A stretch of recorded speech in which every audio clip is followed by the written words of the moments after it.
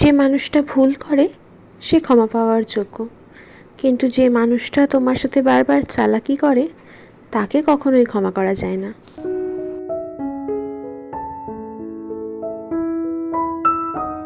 Hello বন্ধুরা, আমি পায়েল, আর পায়েলের প্রতিদিনের আরও একটা নতুন ব্লগে সকলকে স্বাগত জানাচ্ছি। আর এই সময় সন্ধেবেলা ছিল। সন্ধেবেলার আমার সমস্ত ঘর দৌড় মোছা, গা হাত পা ধোয়া, তারপর সন্ধ্যে দেওয়ার পর ওইখানে আমার বান্ধবী এসেছিলো, ওকে একটু চা করে দিয়েছিলাম। তারপর এটা দেখো, পরদিন সকাল হয়ে গেছে, সকাল থেকে ব্লগটা শুরু করলাম। এদিকে সমস্ত বাসন কোসন টুকটাক কয়েকটা ছিল, আমি রাত্রে মেনলি মেজে রাখি, কিন্তু সেদিন দাসবাবু পরে খেয়েছিল বলে বাসনগুলো মাজা হয়নি। তো সকালে উঠে আমি বাসনগুলো মেজে এই কাউন্টার টপটা একটু মুছে টুছে পরিষ্কার করলাম, তারপর বাকি কাজ শুরু করলাম। তো ওখানে একটু দাসবাবুকে গিয়ে মেথির জলটা দিয়ে এলাম।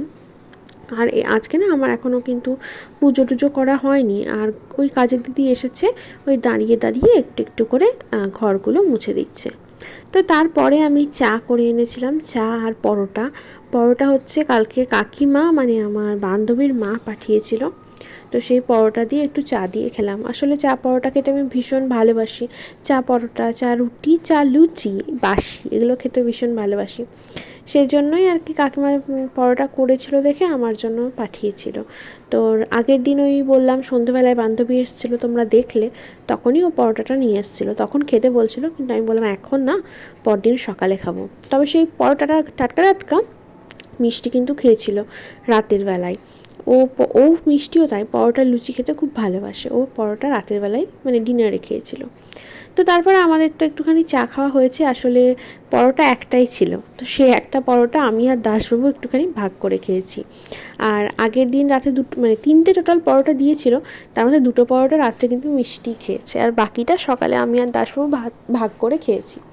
তো দাসবাবু এখন সেন্টার চলে যাবে, ও বললে একটুখানি ম্যাগি করে দিতে, তো আমি ভাবলাম একটুখানি ফ্রাই ম্যাগি করে দিই। তো সেই মতোই একটুখানি ম্যাগি দোকান থেকে নিয়ে এসে ফ্রাই মতো করে দিলাম। আর ম্যাগিটা না ভীষণ টেস্টি হয়েছিল। আমি মিষ্টির জন্যও করেছিলাম, দাসবাবুর জন্য করেছিলাম, আর সর্বশেষে অল্প একটু আমার জন্যও রেখেছিলাম টেস্ট করার জন্য। তো খেয়ে দেখলাম যে না, ভালোই হয়েছে। তারপর দাসবাবু বেরিয়ে গেল কাজে, আর আমিও আমার বাকি কাজ করে নিচ্ছি। খাওয়া দাওয়ার পর পুরো এক সিঙ্ক ভর্তি বাসন, এছাড়াও চায়ের বাসন টাসন এগুলো কিছুই ধোয়া হয়নি। আর দু একটা টিফিন বক্স এটা ওটা সেটা অনেক কিছু বেরিয়েছিল, যেগুলো সবগুলো ঝটঝট ঝটঝট করে মেজে নিচ্ছি।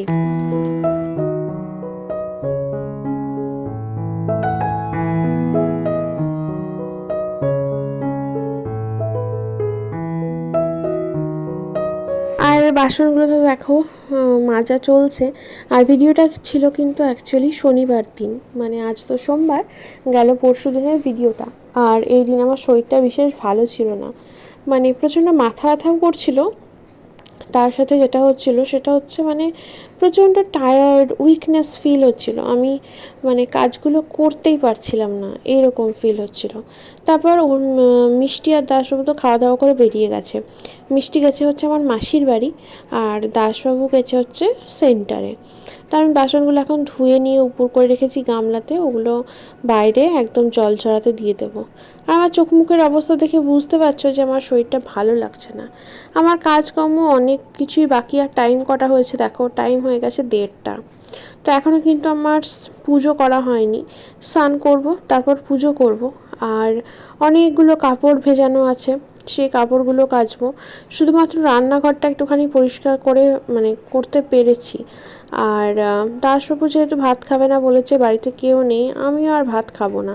যদি খিদে পাই মুড়ি টুড়ি কিছু খেয়ে নিব এমনিতেই। মানে সে বলে না শরীর চলছে না, আমার পুরো হাত পা কাঁপছিল এই দিন।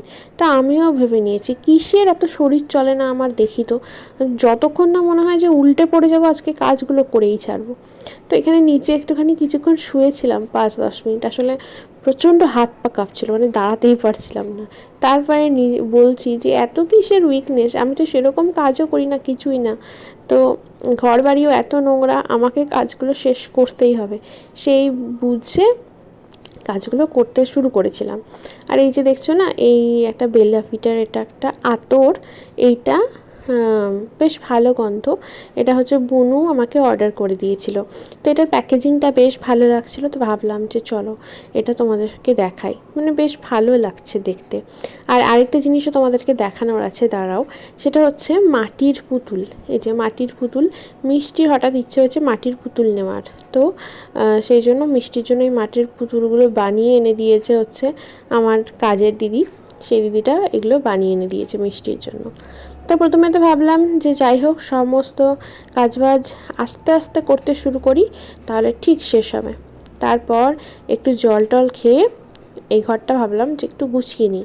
এই ঘরটা একটু মোটামুটি করে গুছিয়ে রাখলাম, যেটুকু মানে না করলেই নয়। তারপর আমি ঘরগুলোকে মুছে নেব। দিদি তো একবার ঘর মুছে দিয়ে গেছে, বাট ঘরগুলো না কেমন আঠা আঠা তেল তেল হয়ে আছে। অনেক দিন ভালো করে মোছা হয় না, ডিপ ক্লিন করা হয় না। সেই জন্য প্রথমে একবার আমার বাসন মাজার সাবান দিয়ে আমি টাইলসগুলোকে মানে ঘষে ঘষে মুছে নিলাম। তারপর আবার মানে জল ন্যাতা দিয়ে, যেমন ভিজে ন্যাতা দিয়ে মোছা হয় না, সেরকমভাবে মুছলাম। আমি প্রথম দিকে সার্ফ দিয়ে মুছতাম, তো সার্ফ দিয়ে মুছলে না খুব রিস্কি লাগে, মানে এত হাত পা স্লিপ করে। আর তার সাথে হচ্ছে সার্ফ দিয়ে মুছলে বারবার মুছতে হয়, না হলে মানে ওই যে একটা স্লিপারি ভাব হয়ে থাকে মেঝেতে, সেটা যেতে চায় না। আর সেই জন্য এখন থেকে হচ্ছে আমি ইয়ে দিয়ে, এখন থেকে বলতে অনেক দিন ধরে, তারপরে আমি ওই বাসন মাজার সাবান দিয়ে ঘরগুলো মুছি। তাহলে আর কি নোংরা তেল টেল যেগুলো থাকে সেগুলোও উঠে যায়, আবার হচ্ছে খুব একটা স্লিপি হয়ে যায় না, আর তাড়াতাড়ি মোছাটাও হয়ে যায়। দুইবার মানে প্রথমে একবার সাবান দিয়ে ঘষে নিয়ে তারপর দুইবার করে ঘরটা মুছলেই বেশ সুন্দর মানে পরিষ্কার হয়ে যায়। তো এই সময়তেও যখন ঘরগুলো মোছা শেষ হয়েছে, তারপরে আর মনে হচ্ছিল না যে আমি কাপড়গুলো কাচতে পারবো।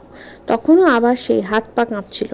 তো আমিও ভেবে নিয়েছি যে আমি আজকে কাজ করেই ছাড়বো। তো তারপরে কাপড় কেচেছিলাম, তারপরে একটুখানি বাথরুমটা পরিষ্কার করে একেবারে স্নান সেরে কাপড় মেলে পুজো টুজো সবগুলোই করে নিয়েছি।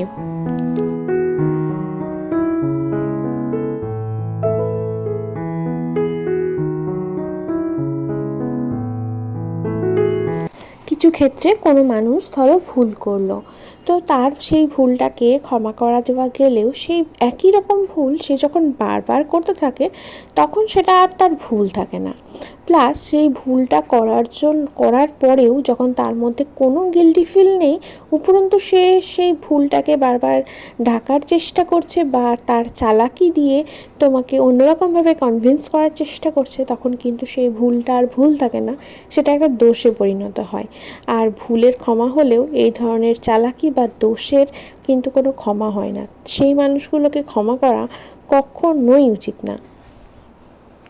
তুমি একবার দুবার ক্ষমা করে দিলে, কিন্তু তাদের যদি এটা অভ্যাসে পরিণত হয়, তারা সেই জিনিস বারবার রিপিট করতেই থাকবে, আর তখন তোমাকেও বারবার ক্ষমাই করে যেতে হবে।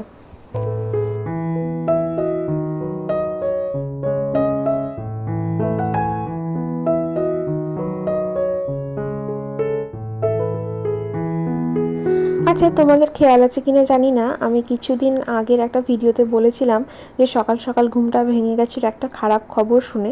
বাট খারাপ খবরটা কি সেটা তোমাদেরকে বলিনি। সেটা হচ্ছে এক দাদা বলতে আমার বরেরই একজন বন্ধু, সেই দাদাটা সুইসাইড অ্যাটেম্প্ট করেছিল।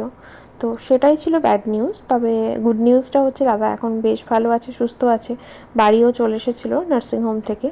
আর সেটাই আমাদের দেখতে যাওয়ার কথা ছিল। তো আজ মানে যেদিনের ভিডিও, এটা শনিবারের দিন বিকেলবেলায় আমরা হচ্ছে গিয়েছিলাম দাদাকে দেখতে। দাদা এখন বেশ ভালোই আছে। স্নান পুজো সব হলো, আর এখন চুলটা একটু ভেজা আছে, একটু পরে আঁচড়াবো, তারপর এখন শুয়ে পড়বো। আর এখন বেজে গেছে হচ্ছে 3টে। তো চলো আজকে ব্লগটা এখানে শেষ করছি। এখন খিদে পাচ্ছে, কিছু খাইনি, সেই সকালে হাফ পরোটা আর চা খেয়েছিলাম। তো চলো টাটা। ও খাইনি কারণ হচ্ছে আজকে রান্নাও করিনি। তো চলো টাটা, দেখা হচ্ছে নেক্সট ব্লগে।